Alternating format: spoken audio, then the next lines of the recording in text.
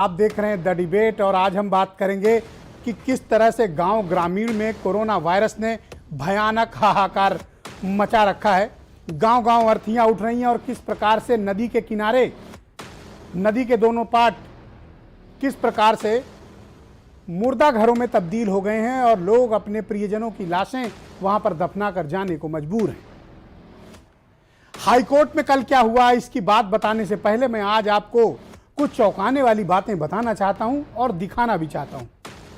ये बातें आत्मा को कचोटती हैं, मन को परेशान करती हैं, विचलित करती हैं और बेचैन भी करती हैं कि गांव गरीब जिसकी कोई सुनवाई नहीं है, वो कीड़े मकोड़ों से भी बदतर हालत में गांव में हैं और लोग मर रहे हैं।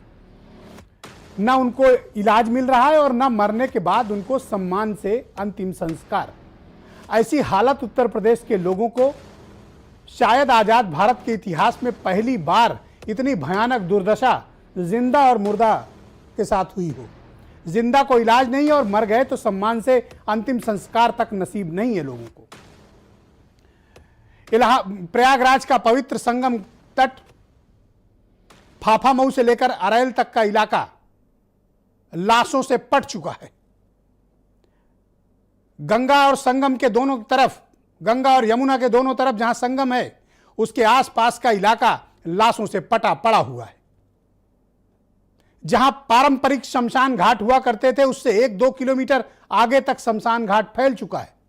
लाशें इतनी बड़ी तादाद में आ रही हैं कि फाफामऊ के 2 किलोमीटर पहले से लेकर छतनाग होते हुए अरैल तक लाशें पटी पड़ी हैं।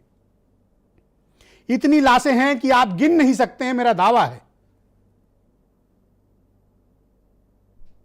स्थानीय मीडिया 5 से 10 हजार का आकलन कर रही है जो लोग दफनाए गए हैं संगम की रेती पर। यह पूरा इलाका संगम ही कहलाता है। अपने नागरिकों के शवों के साथ इतनी भयानक दुर्दशा उत्तर प्रदेश के जो लोगों के साथ हो रही है, वह हृदय विदारक है। एक सरकार की विफलता है कि वह अपने नागरिकों को सम्मान के साथ अंतिम संस्कार भी उपलब्ध नहीं करा पा रही है। लकड़ियों की बढ़ती कीमत और शमशान घाट पर चल रही वसूली के चलते लोग अपने प्रियजनों की गरीबी और मुफलिसी के चलते उनकी लाशें गंगा किनारे रेती में दफना कर जाने को मजबूर हैं। महज 2 से 3 फीट के गड्ढे में लाशें दफनाई जा रही हैं जिन्हें कुत्ते नोच कर खा रहे हैं। इंसानी जिस्मों की यह भयानक दुर्दशा के दृश्य अगर आपको विचलित नहीं करते हैं तो यकीनन आपकी आत्मा मर चुकी है और या फिर आप पत्थर दिल हो चुके हैं। ये जो लाशें कुत्ते नोच रहे हैं, गिद्ध खा रहे हैं, कौवे नोच रहे हैं, इनमें किसी का पिता है, किसी का पति है, किसी का बेटा है, किसी का भाई है, किसी की बहन है, किसी के दोस्त और रिश्तेदार हैं। क्या हम अपने नागरिकों को इलाज नहीं दे सकते और उनको इज्जत से विदाई भी नहीं दे सकते? यह घटना इस प्रकार की उदाहरण है बहनों भाइयों की सरकार की निर्ममता, सरकार की निर्दयता के चलते आज लोग अपने परिजनों की लाश फेंक कर जाने के लिए मजबूर हैं। क्यों? क्योंकि सरकार के पास कोई इंतजामात नहीं है।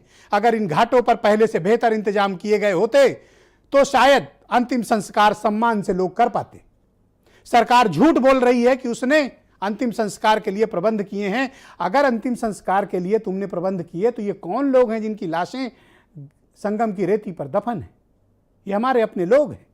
ये हमारे उत्तर प्रदेश के हमारे भाई बहन हैं, हमारे बच्चे बुजुर्ग माताएं और बहनें जो विधवा हो गई, अनाथ हो गई, जिनके घर सर से साया उठ गया उनके मां बाप का। जन कल्याणकारी राज्य की अवधारणा वाली सरकार अपने नागरिकों के साथ कितनी निर्ममता रखती है, यह दृश्य उदाहरण है बहनों भाइयों। जहां रेत पर लाशें ही लाशें बिखरी पड़ी हैं, कतार में लाशें हैं, कुत्ते नोच रहे हैं, ट्रैक्टर कुचल रहे हैं। यह दृश्य देखकर आत्मा रोती है। पत्थर से पत्थर दिल व्यक्ति के भी कलेजा चीर देने वाली यह दृश्य है। ये प्रियजन जिनको हम मोहब्बत से लगाकर गले रखते थे, जिन्होंने हमारे घर परिवार बनाए, आज उनकी लाशें कुत्ते खा रहे हैं। क्या किसी सभ्य समाज में इस प्रकार के दृश्य की आप कल्पना कर सकते हैं? अगर यह तस्वीर उत्तर प्रदेश सरकार की विफलता नहीं है बहनों भाइयों, तो मैं आपसे जानना चाहता हूं कि सरकार की नाकामी विफलता किसे कहते हैं। अगर मैं इसके लिए उत्तर प्रदेश की टीम 11 को जिम्मेदार न ठहराऊं तो किसको ठहराऊं, जिनके घटिया प्रबंधन, जिनकी नाकामी के चलते हजारों लोग मौत के घाट जाने को मजबूर हैं और उनको लाशें कुत्ते नोच रहे हैं। अंदाजा लगाइए, कल्पना करिए लोगों की पीड़ा का कि जिनके परिजनों की लाशों के साथ इस प्रकार दुर्व्यवहार हुआ हो। क्या अगर ये आपके परिजन होते तो आपको कैसा महसूस होता?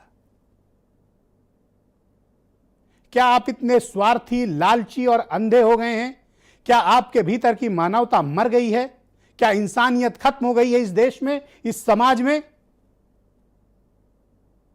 कि हम अपने ही नागरिकों को अपना मानने के लिए तैयार नहीं हैं? अगर अपना मानते तो आज इनके साथ इंसाफ होता। जिंदा थे, बीमार थे, आपने टेस्ट नहीं किया। जब उन्हें इलाज की और ऑक्सीजन की जरूरत थी, आपने उन्हें धमकाया, मुकदमे किए, और जब वो मर गए तो उनकी लाशें कुत्ते नोच के खा रहे हैं। कुत्ते। क्या हम इसलिए सरकारों को चुनते हैं कि हमारे और आपके साथ इस प्रकार का व्यवहार हो? क्या ये गांव और शहरों के साथ भयानक भेदभाव नहीं है बहनों भाइयों? क्या गांव के लोग दूसरे दर्जे के नागरिक हैं, उनको कीड़े मकोड़ों की तरह मरने के लिए नाली में छोड़ दिया जाए? गांव के लोगों ने आपका क्या बिगाड़ा है? उनकी तो ज्यादा ख्वाहिशें भी नहीं हैं, आपसे ज्यादा अपेक्षा भी नहीं है उनकी। गांव में पैरासीटामॉल की आप दवा तक उपलब्ध नहीं करा पा रहे हैं। गांव गांव अर्थियां उठ रही हैं, हर मोहल्ले से लाशें निकल रही हैं। सर्दी, खांसी, जुकाम, बुखार, जकड़न से लोग मर रहे हैं, रात में सोते हैं, सुबह मरे मिल रहे हैं। गांव गांव हाहाकार है। उत्तर प्रदेश के 96,000 गांवों की अगर आप रिपोर्ट मंगा लें तो ऐसे भयानक आंकड़े आएंगे जो सदियों तक भुलाए नहीं जा सकते। अकल्पनीय दर्द से लोग कराह रहे हैं। यह वक्त लोगों के दुखों को बांटने का है, उनके साथ खड़े होने का है, न कि उन्हें धमकाने, डराने और पुलिस की FIR करके मुंह बंद कराने का है। लोकतंत्र में ऐसी निर्लज्जता का कोई स्थान नहीं होना चाहिए। क्या सरकार के भीतर भी इंसानियत मर गई है? क्या होता कि अगर ये आपके अपने लोग होते, आपके घर परिवार के लोग होते, तब क्या आपकी वेदना इनके लिए होती इस प्रकार की जो आज है? ये पराए हैं तो ये कीड़े मकोड़ों की मौत मरें, इनकी लाशें कुत्ते नोच कर खाएं। क्या हम ऐसे उत्तर प्रदेश चाहते हैं जो आज आपके समक्ष मौजूद है, जो मुंह खोलने पर आपको FIR और जेल से नवाजता है, प्रताड़ित करता है, अत्याचार करते हैं, जुल्म करते हैं? ग्रेटर नोएडा में तमाम लोगों पर FIR इसलिए हुई क्योंकि ऑक्सीजन मांग रहे थे, मीडिया में स्टेटमेंट दे रहे थे कि ऑक्सीजन नहीं मिल रही, उन पर FIR कर दी गई। सुप्रीम कोर्ट के आदेश के बावजूद उत्तर प्रदेश में कोर्ट की अवहेलना खुलेआम हो रही है और कोई कुछ बोलने को तैयार नहीं है। इससे बड़ी त्रासदी लोगों के जीवन में और क्या हो सकती है बहनों भाइयों? आजाद भारत में इसके बाद बड़ी त्रासदी कोई देखी नहीं गई जहां सरकारों ने ऐसी निर्लज्जता का उदाहरण पेश किया। कल इलाहाबाद हाईकोर्ट ने कहा कि उत्तर प्रदेश का स्वास्थ्य तंत्र ध्वस्त है, बर्बाद है। सरकारी आंकड़े जानलेवा तमाशा कर रहे हैं। बिजनौर जैसे जनपद में महज 370 जांचें होती हैं और सरकार दावा करती है कि उसने कोरोना पर नियंत्रण कर लिया है। झूठ बोल रही है उत्तर प्रदेश की सरकार। आपने टेस्ट कम कर दिए हैं। 32 लाख की आबादी वाले जनपद में 370 टेस्ट एक दिन में होते हैं। कितने? 370 टेस्ट। कहां से कोरोना पकड़ में आएगा? जज साहब भी सर पकड़कर बैठ गए, हलफनामा पढ़कर और वहां के डिस्ट्रिक्ट कलेक्टर का स्टेटमेंट सुनकर। इस तरह से उत्तर प्रदेश में कोरोना को नियंत्रण किया जा रहा है। ज्वालामुखी पर बैठा है उत्तर प्रदेश और यह तीसरी लहर को इनवाइट किया जा रहा है। बहुत भयानक हालात हो सकता है कि आने वाले वक्त में हो। और जिन्हें लगता है कि मैं डरा रहा हूं, उत्तर प्रदेश में जो लोग तड़प तड़प कर मरे हैं, उनकी पीड़ा का एहसास तुम क्या करोगे? तुम ऐसे आत्ममुग्ध और स्वार्थी लोग हो जिनके लिए अपनी सत्ता और कुर्सी पर चिपके रहना ज्यादा जरूरी है बजाय कि किसी इंसान की जान बचाना। मैं लोगों को बचाना चाहता हूं, मैं उन्हें जागरूक करना चाहता हूं, उन्हें बताना चाहता हूं कि बाहर तुम्हारे लिए कोई इंतजाम नहीं है। ऑक्सीजन के बिना मर जाओगे, दवा के बिना मर जाओगे, अस्पताल के बिना मर जाओगे, और मरने के बाद तुम्हें अंतिम संस्कार भी में नहीं मिलेगा, तुम्हारी लाशें चील कौवे कुत्ते नोच कर खाएंगे। इस हालात में उत्तर प्रदेश की प्राथमिक और स्वास्थ्य सेवा को हमने पहुंचा दिया है। कोर्ट को कहना पड़ा, राम भरोसे है उत्तर प्रदेश की स्वास्थ्य व्यवस्था, और कुछ आत्ममुग्ध लोग जिनको अपनी महानता पर गर्व है और जो लाशों के ढेर पर खड़े होकर दिन भर असत्य वादन करते हों, ऐसे लोगों को, उत्तर प्रदेश के लोगों की, मरते हुए लोगों की कोई चिंता नहीं है। क्यों? क्योंकि उनका उत्तर प्रदेश से कोई जुड़ाव महसूस ही नहीं होता है। उत्तर प्रदेश के लोगों की आत्मा के साथ उनका कोई संबंध प्रतीत ही नहीं होता है। ऐसा प्रतीत होता है कि कोई सी दूसरी दुनिया के लोग मर रहे हैं, हमें क्या मतलब है, ये हमारे अपने लोग हैं, हमारे उत्तर प्रदेश के भाई बहन हैं जो कीड़े मकोड़ों की मौत मर रहे हैं। और सरकार निर्लज्जता का उदाहरण प्रस्तुत कर रही है। हाईकोर्ट में दिए गए हलफनामे और हाईकोर्ट के कल के 12 पेज के आदेश के बाद यह बात स्पष्ट हो गई है। सरकार की नाकामी का सबूत है, ये खुला सबूत है। बिखरी हुई लाशें, नोचते हुई लाशें। क्या आपने कभी किसी सभ्य समाज में यह बात सुनी है कि किसी व्यक्ति की लाश टायर डालकर जला दी जाए? यह उस सरकार में हो रहा है जो दिन भर छाती ठोक कर अपना पीआर करती है। देश दुनिया से सर्टिफिकेट लाने के लिए कुछ भी करने को तैयार है। आम आदमी कुत्ते की मौत मरे, कीड़े मकोड़े की मौत बने, सरकार को अपनी इमेज की ज्यादा चिंता है। लेकिन क्या यह बताया जाएगा कि बलिया में एक व्यक्ति की लाश टायर डालकर जलाई गई? अफसोस यहां खत्म नहीं हुआ, यह दुख यहां खत्म नहीं हुआ। बाद में जब वो लाश नहीं जली तो पेट्रोल मंगाकर डाल के लाश जलाई गई। यह इसी उत्तर प्रदेश की घटना है। इसके बाद भी उत्तर प्रदेश की सरकार कहती है कि कोरोना पर हमने नियंत्रण कर लिया है। यह टायर डालकर लाश जलाई जा रही है बलिया के भीतर। यह जलती हुई लाश सरकार के वायदों की लाश है। यह सरकार की नाकामियां जल रही हैं। सरकार के झूठे वायदे टायर डालकर जलाए जा रहे हैं। इन दृश्य को उत्तर प्रदेश कभी भूल नहीं सकता है। सदियों तक ये दृश्य भुलाए नहीं जा सकते हैं। जिन्होंने अपनों को खोया है उनकी पीड़ा का आपको एहसास ही नहीं है। उनकी तकलीफों को आप समझ नहीं सकते, उनके दुख को आप बांट नहीं सकते हैं। दुनिया के किसी मुल्क में, मेरा दावा है, पूरी दुनिया कोविड से लड़ रही है, सब अपनी अपनी क्षमता के मुताबिक लड़ रहे हैं, लेकिन इंसानी जिस्मों के साथ जिंदा और मुर्दा जिस प्रकार से भयानक दुर्व्यवहार उत्तर प्रदेश के भीतर हुआ है, दुनिया के किसी मुल्क के किसी शहर में नहीं हुआ।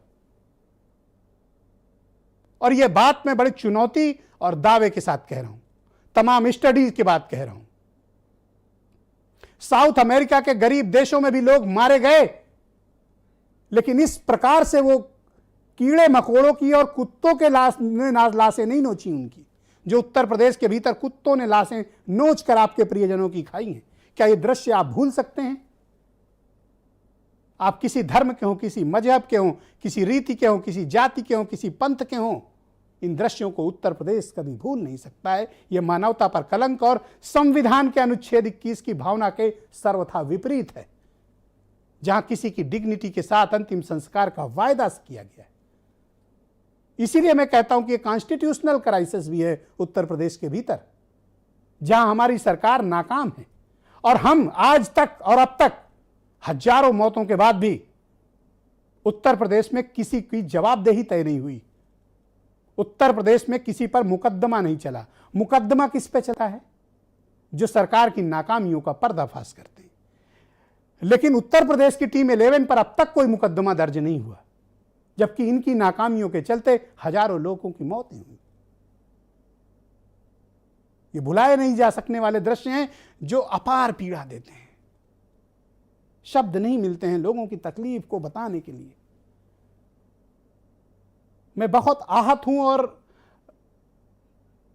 अंदर से मुझे ठीक नहीं महसूस हो रहा है। मेरे अपने भाई बहन, दोस्त, रिश्तेदार, जानने वाले, मेरे प्रदेश के 24 करोड़ भाई बहन अपार पीड़ा में हैं, बहुत बहुत कष्ट में हैं। ये गांव के लोग, गरीब लोग, इन्हें नहीं पता कुछ। ये बहुत सीधे साधे भोले लोग हैं, ये किसी के भी बहकावे में आ जाते हैं।